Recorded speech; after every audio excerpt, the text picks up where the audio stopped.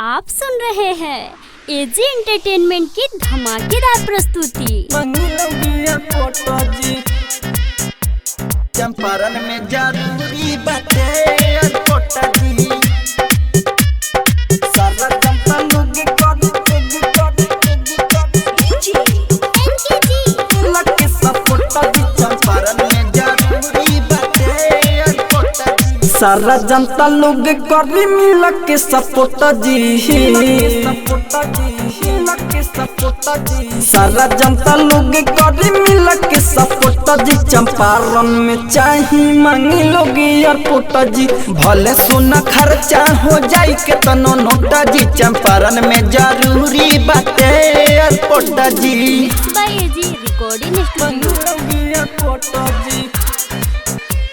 चंपारण में जरूरी बातें एयरपोर्ट जी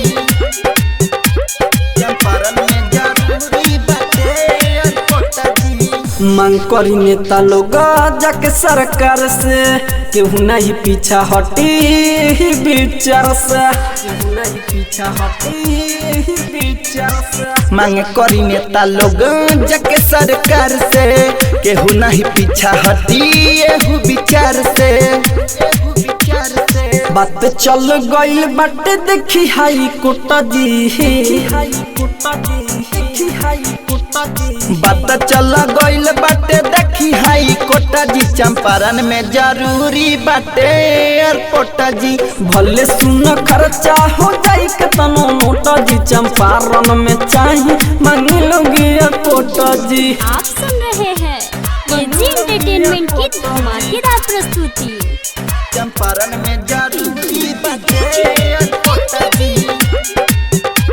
चंपारण में जरूरी बातें एयरपोर्ट जी जिला चंपारण के नाम होई खास हो राजा राजधानी कहे ओम प्रकाश हो राजा राजधानी कहे ओम प्रकाश हो जिला चंपारण के नाम होई खास हो कुनाला कुआरा कहे ओम प्रकाश हो निखिल बेदर्दी लिखल रिपोर्ट जी निखिल बेदर्दी लिखल रिपोर्ट जी चंपारण में जरूरी बाटे एयरपोर्ट जी भले सुनी खर्चा हो जाए के तनो नोट जी चंपारण में चाही मांगी लोग एयरपोर्ट जी। एजी रिकॉर्डिंग स्टूडियो रोशनपुर सपहा।